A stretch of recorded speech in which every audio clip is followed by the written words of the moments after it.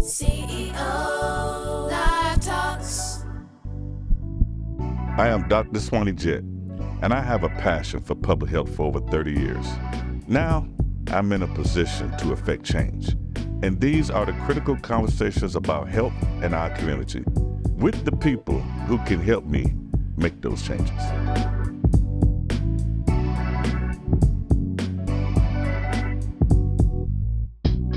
Good afternoon. Welcome to CEO Live Talks. I'm your host, Dr. Swanee Jett. This is episode 2 with Ms. Martin. What if you happen to see a situation where you've seen somebody, you know they're going through domestic violence, and they keep returning? They report it, they leave, they come back. What do you do in that scenario? Ask what I can do to support you. Okay. How can I help keep you safe? Okay. I realize you're not ready to leave yet, and that's your business. Okay. Because our belief also is that survivors know when a safe time is to leave. You know, one of the things that I tell staff all the time is if you're working in shelter and you're working with survivors, they're watching every move you're making because they have to. That's how they survive. They know the sound of their perpetrator's footsteps. They know what a scary sound is. Mm-hmm. The way somebody puts their keys down on a counter, the way they shut the door, the tone of their voice.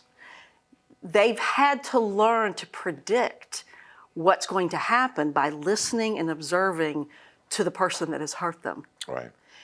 And so there isn't trust. And so when they come into our shelter, I tell staff all the time, they're doing the same thing to you.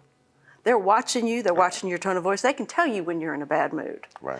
Just simply by the way, if you come up to, we call it the hub, which is an area where staff are, if they come up and you say, "Good morning, it's good to see you," or you say, "What do you want?" That's a whole different feeling. They already know, right? Yeah, absolutely. Right. And so when it comes to leaving an abusive relationship, the victim knows when it's safe, because we know that when a victim does leave, when a victim leaves and when a victim takes out an emergency protective order and that emergency protective order gets delivered to that abuser, those two time periods are those 48 hours are the most dangerous. Because it's about power and control, and so that perpetrator is losing that power and control. Right. Well, what do we do when we lose control? We grab tighter. Right. Have you ever witnessed, or not witnessed, but saw a person come in with visible signs of abuse? Mm-hmm. And because my reaction would be, okay, I got to get them out the situation. Mm-hmm. Right.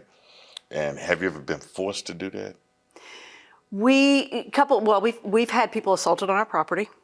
Last summer we had a mom. Before school was out. She had walked her kids to the bus stop, and on the way back into the building, the perpetrator came flying around the corner in his car, jumped out and grabbed her. Oh wow! Beat her up pretty good. It was scary for staff, and we called 911 immediately and got her back in the building, and then got her to the hospital to check out her injuries. She was okay, thank goodness. But we have people that come into the building. I've had people come in with gunshot wounds. I've had a man come in with gunshot wounds, wow. Staples in their head, and a number of severe injuries. And they're with us for a period of time, and then somehow they get convinced to go back. And wow.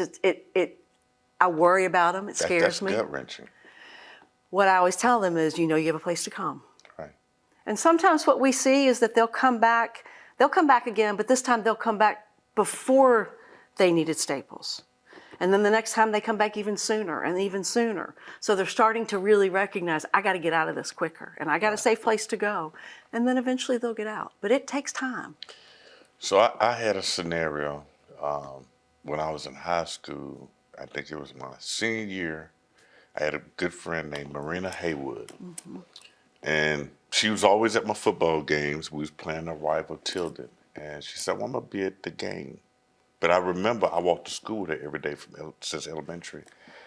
And, we both 16, 17 years old.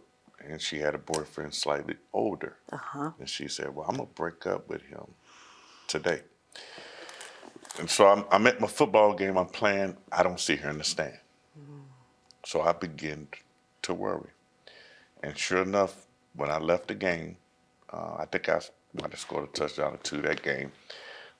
Which was pretty good game because we lost this team 2 years in a row.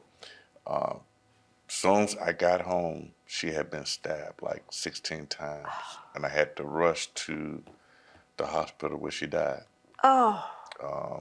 So that stuck in my memory. Yes. You know, she's in the back of your book. She did ballet. She wanted to become a ballet dancer. So it's always gut wrenching. Mm-hmm. Do you have any stories like that to reflect on? Yeah. Yeah, we do. And how hard is it to deal with it? I mean, what keeps you up at night? Because you think about something you could have done to prevent it. Because if I think back, I'm like, I probably would have told her, take your brother with you. There are times when I don't feel that we've asked enough questions, Right. that we have really understood somebody's story when they call. And did we miss something that would have led us to say, you need to come into shelter now? Right. Versus, let me meet you out in the community. How about I meet you tomorrow and have a conversation with you? There was a homicide that took place in 2024 that was very gut-wrenching, towards the end of 2024, that was very gut-wrenching. Right.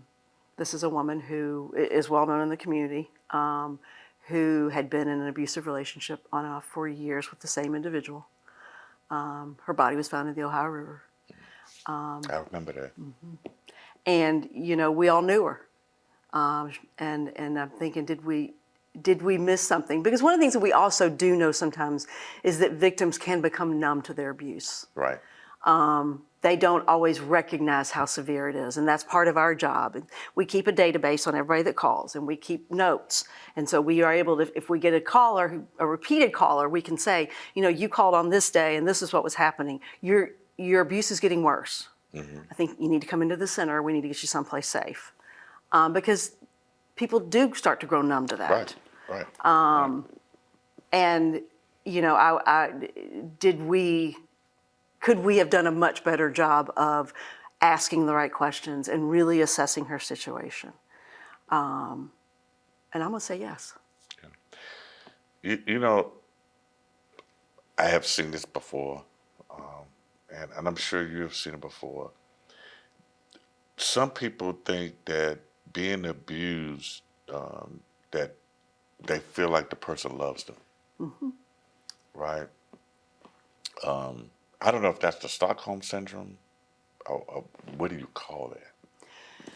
Well, what we know is that oftentimes part of the power and control message is, you know, the relationships first start off, it's wonderful. You're crazy about each other, you got butterflies in your stomach, you're in love with this person, you're infatuated with them, everything's great.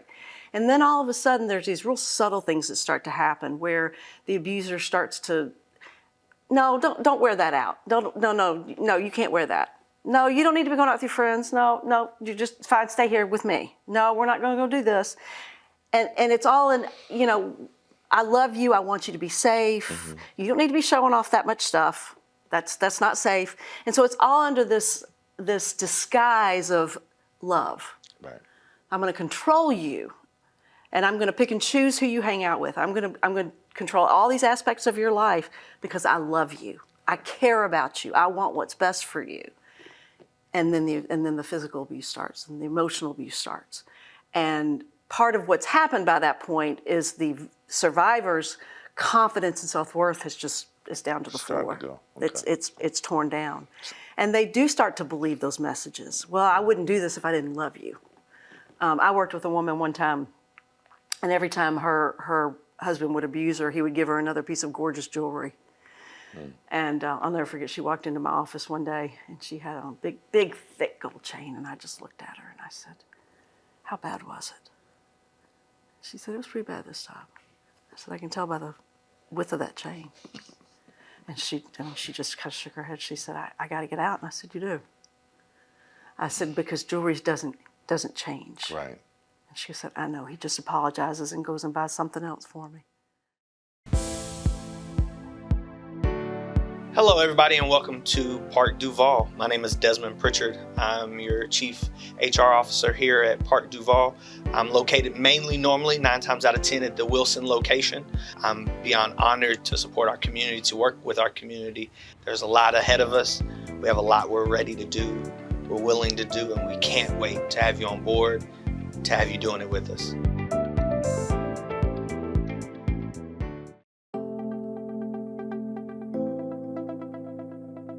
Hello, my name is Sierra Clark, and I'm the Chronic Disease Manager at Park Duval Community Health Center. Ever since I started at Park Duval over 9 years ago, I have been committed to helping patients live healthier lifestyles. I am currently serving patients in the Chronic Care Management Program, or CCM program. My team and I help patients manage their chronic conditions such as obesity, high blood pressure, high cholesterol, and diabetes. In this CCM program, you will receive several benefits to help you manage your health. We offer monthly telephone calls to check in with your progress and to assist you with any concerns, assistance with scheduling your healthcare appointments, and assistance with filling your prescriptions in a timely and convenient manner. We also offer many resources to help you with the barriers you may face with eating healthy, being physically active, or monitoring your conditions at home. For more information, visit us online at pdchc.org or visit one of our health centers. Hello, I'm Dr. Swanee Jett. Please make sure you visit one of our 5 locations, not only in Louisville, but outside of Louisville and surrounding areas. Thank you. Hello, I'm Dr. Swanee Jett, CEO for Park Duval Community Health Centers.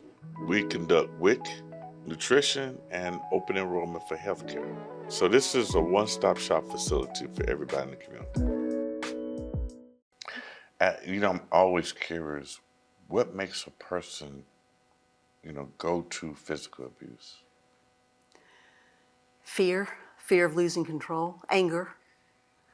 The anger that has built up in them, their own lack of self-worth, lack of believing that they matter.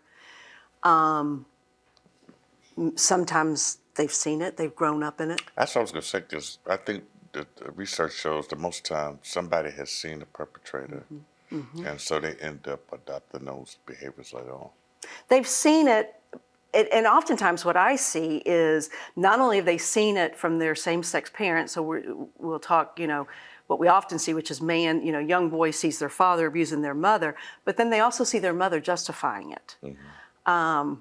I'm working with a survivor right now in another county. I was in court with her yesterday, and a classic situation. Her ex-husband, very abusive, strangled her once, tried to run over with the car.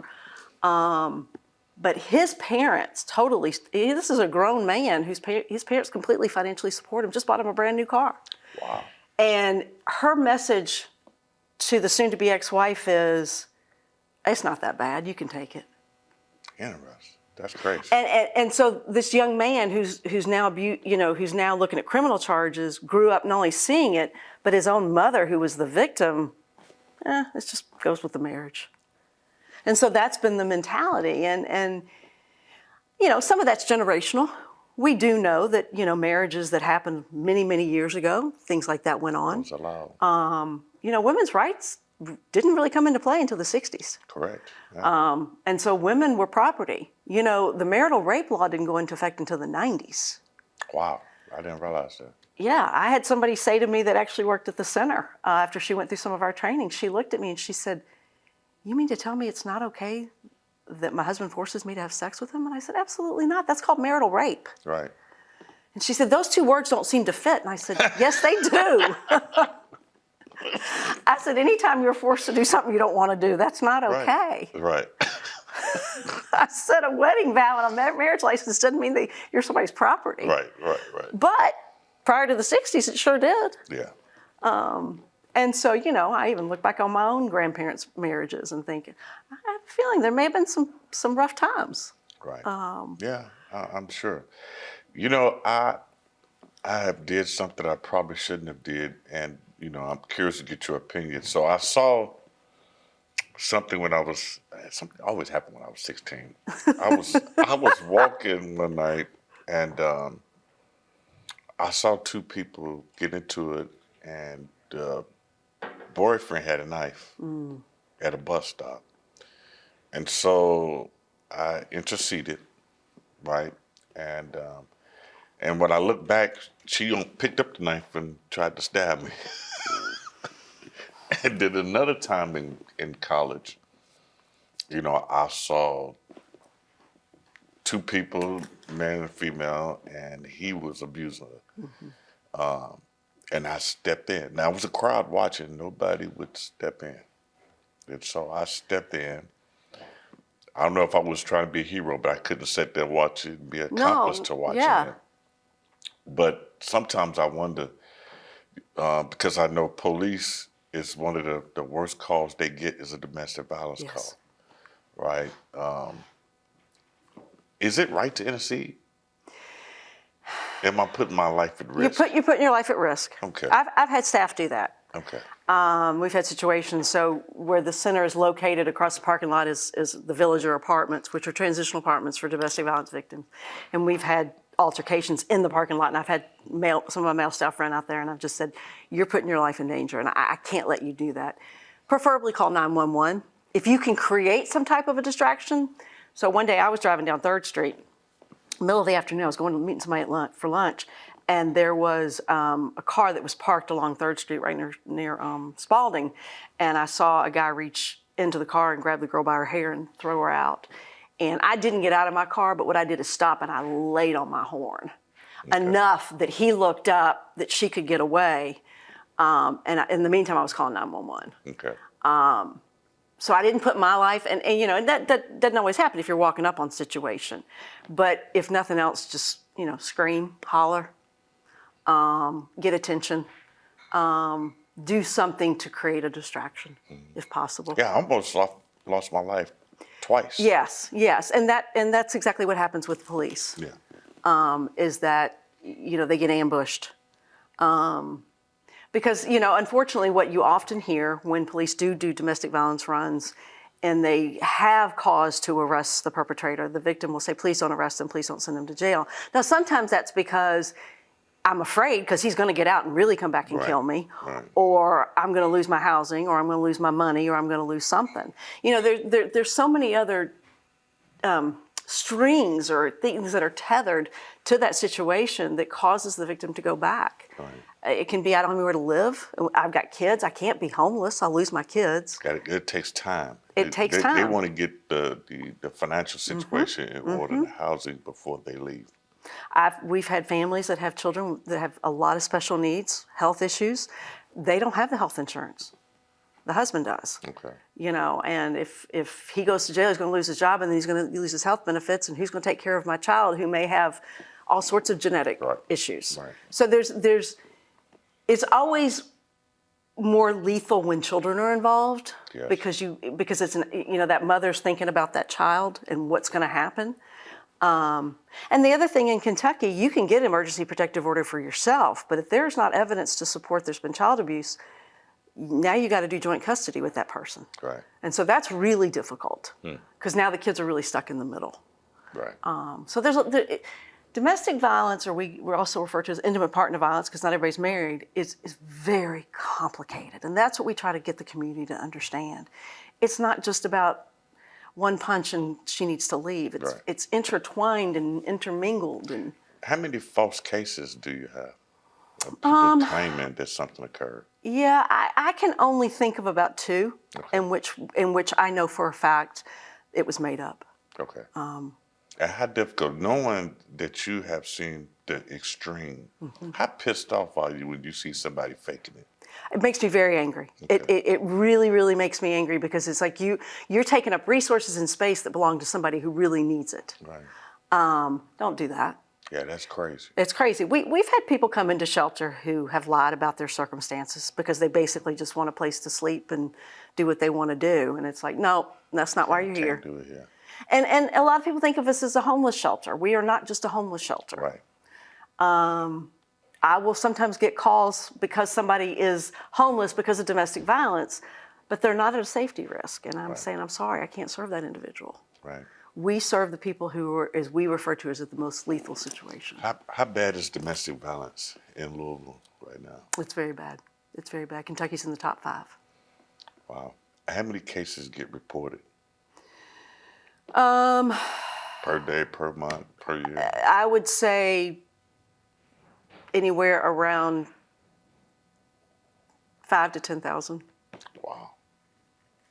And I would think that domestic violence was probably at its highest during COVID because people were isolated. The hard part was there was a lack of communication. One of the things that we saw, and we knew this wasn't good, was pretty soon after everything shut down, our calls dropped 20%. Wow. But we knew that wasn't good. That wasn't because it wasn't happening, it's because they couldn't reach us. And so when people were reaching us, as we call our staff advocates, our advocates were on the phone sometime up to 2 hours trying to help this person figure out a safe place within the home while the perpetrator's in the home. Wow. Or can you go for a walk in the neighborhood? Can you do certain things to get away? Because people couldn't get away. Normally what people will do is sometimes, they'll call when the perpetrator goes to work or they go out with their friends. Well, nobody was going out. Right. And then you had the extra added stress of now kids are at home and trying to learn school online, and people are fussing and fighting and carrying on. So tension just grew and grew and grew. What we did see was once things did open back up and people got out and people started coming back to the center, the injuries and the stories we heard were really difficult. And plus, everybody at home. So, what was open? The liquor stores. That's exactly right. They never closed. They never closed. They were considered to be essential. I Right. never have understood that one. I guess it was essential to cope with being isolated. Liquor stores were still open. They were still open. I had a car wash open in Brookline, Massachusetts, and they thought it was essential. So I had to shut them down. They were pissed off. I thought, this is crazy. Have your grocery stores. People need to get their medications. Yeah. People need to go to the hospital.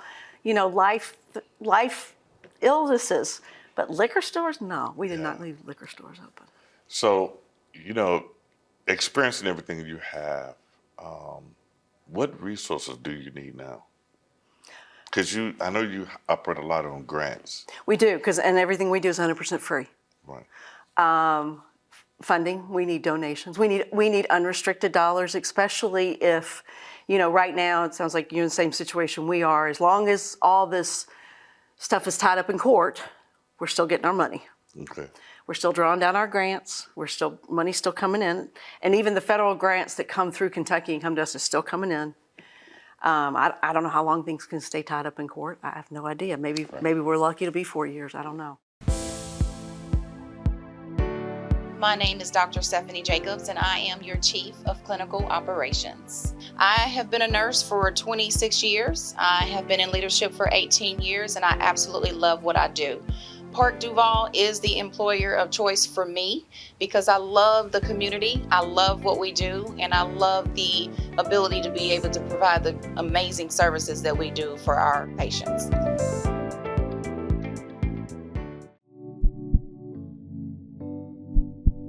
Tune in to CEO Live Talks with Dr. Swanee Jett every Saturday at noon on Wave 3. In this thought-provoking series, we bring you conversations with influential leaders, visionaries, and changemakers who are making a difference in their communities and beyond. From healthcare innovation and public health initiatives to community building, each episode offers a unique perspective on the challenges and opportunities we face in today's dynamic landscape. Join us as we explore the stories and insights of these inspiring individuals and gain valuable knowledge that can drive positive change in your own life and community. Don't miss an episode. Mark your calendar for Saturdays at noon on Wave 3 to watch CEO Live Talks with Dr. Swanee Jett. Together, we can shape a brighter, healthier future for all.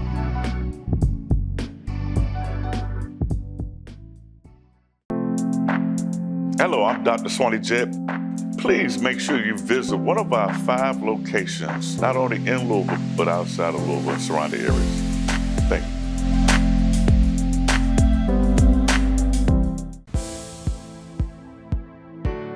My name is JT Douglas, and I am the Director of Development and Marketing here at Park Duval. I'm in charge of all of the fundraising efforts to help us do some of the great work we do here at Park Duval. The people that come to Park Duval, they're here for a reason. They're here to see us. They're coming to the health center because they don't feel good. And I think it's great work that our physicians and providers do for those patients by helping them. How much money you need? For anybody watching, how much money you need? What's About $1 million. Okay. About $1 million. If That's $1 million a fair would help ask. us tremendously. Okay. My vision for the center is not to grow shelter. Shelter has its place, Right. but it's really it's a fairly antiquated model to working with survivors. What I want is to hire more staff out in the community. I want to get staff out in the west, farther in West Louisville. I want to get, I'd love to have space in the New Norton West. Okay. I want to get staff out in the South End, and in the East End. East End people think there's not a problem. There's a problem. There's a problem everywhere in every single school, every single neighborhood. Right. Intimate partner violence, sexual violence does not discriminate. Right. And what I know from doing community work is that you have to build those relationships. You have to know who the influencers are in those communities. Mm-hmm. You have to know who's going to go to who. If people of faith, are they going to go talk to their pastors or their priests about what's happening? And if I have people in those neighborhoods, that pastor might reach out to one of my advocates and say, I've got a parishioner that's come to me, help me with this, or who I can refer them to. But you got to build those relationships. You got to know. It sounds like the problem of domestic violence is increasing because, COVID, I thought would have hit its peak and then drop, mm-hmm. but it sounds like it's increasing anymore. Is there a reason behind that? The problem that we have in society, and it's not just in Louisville, it's all over, is that we still think of domestic violence as a family personal problem. We don't treat it. If you look at the crime statistics, even in Jefferson County, we still do not treat domestic violence like all crimes. So if somebody is murdered by their husband, how is that any different than being murdered by a gang member? Right. Murdered by somebody walking down the street? It's no not. Difference. Murder's a murder. Right. But we treat it different. Okay. And I see this over and over and over again because so many abusers who get arrested, strangulation, serious assaults, weapons, get put on home incarceration. But if there's a shootout, it makes no sense. It doesn't. Because what we know about those individuals is they'll do anything to get back to their victims. Right. They'll cut off a bracelet in a heartbeat. I'll just get another bracelet, right? You're just gonna put me back on home incarceration. Right. But if it's a murder of somebody at a gas station, a carjacking, you're not gonna put that person on home incarceration. But we treat it different. Right. And I saw it yesterday in the courtroom I was in yesterday. I mean, her husband strangled her, tried to run over with her car, stalks her, has people stalk her, all sorts of stuff. He's basically suffered no consequences, wow. None. Well, I do want to thank you for coming to the show and enlightening us. Well, thank you so much for having me. And we also screen as well at Park Duval. Thank you. We screen for all types of abuse, and it's reportable. Yes. So that's the one caveat. So I want to thank you. It's been a pleasure. It's been a pleasure. If you ever need anything from us, just holler and we'll be there. Thank you. Thank you. This concludes the show today for See Your Live Talks with Miss Elizabeth Martin. Thank you.